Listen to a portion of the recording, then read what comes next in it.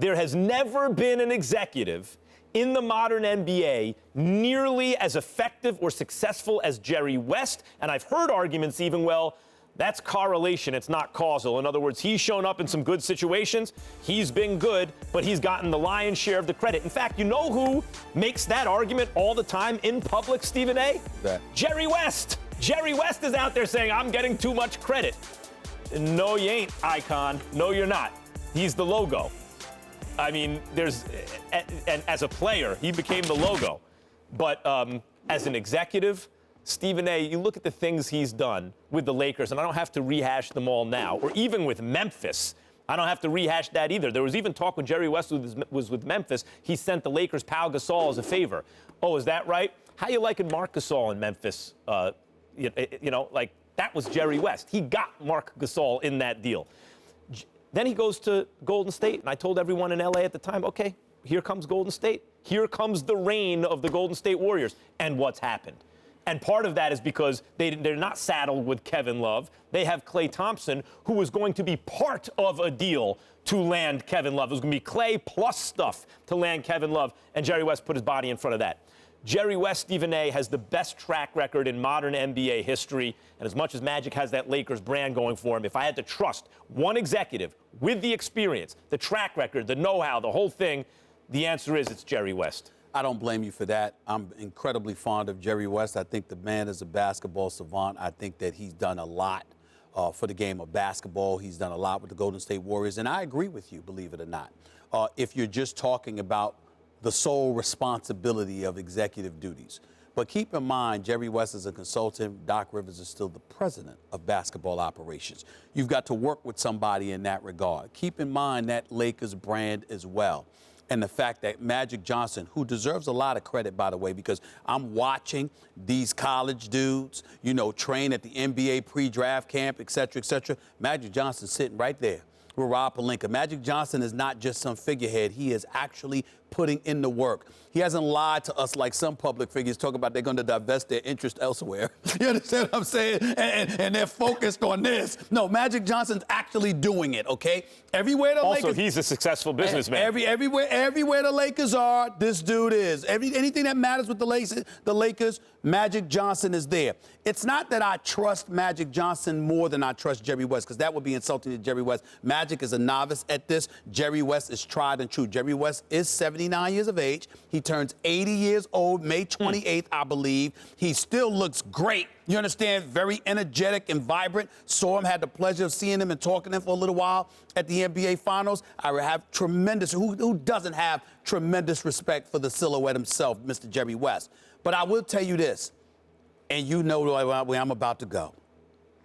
You had the pleasure, the fortune of being able to work in L.A. I hope to be there soon. You know what I'm saying? I have intentions of taking my talents out west someday in the near future. You and I can have that conversation. We could definitely have that conversation. My point to you is this.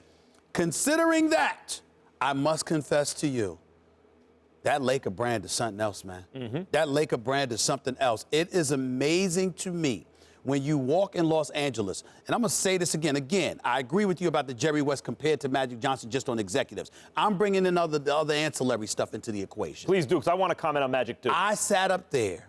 I mean, being in Los Angeles, all I could tell y'all is this. The Lakers and the Clippers play in the same arena.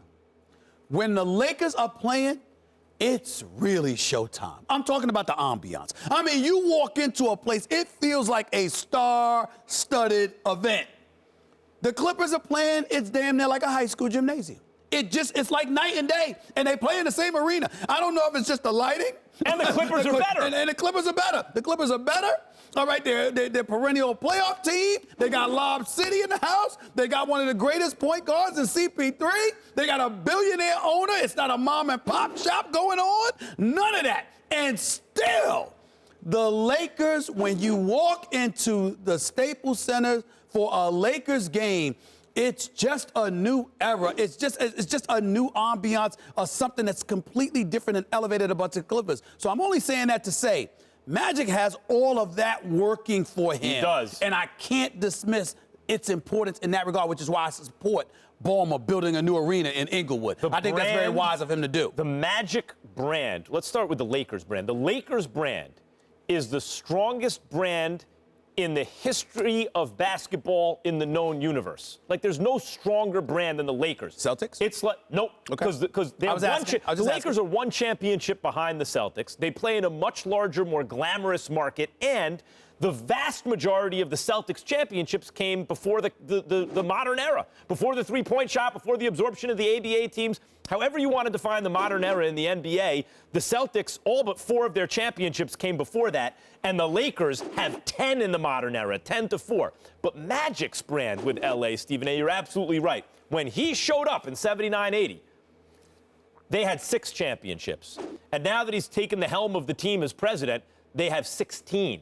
You know, the Magic Johnson era, there were 5 chips. In the Kobe Bryant era, 5 more. And he comes in with the million-watt smile, with the pedigree of the winner, with the charm and charisma to get it done. Imagine when LeBron James and all these other free agents were and will be sitting down with the various executives, courting them when they're free agents. Why did Pat Riley get them, you know, and not Donnie Walsh?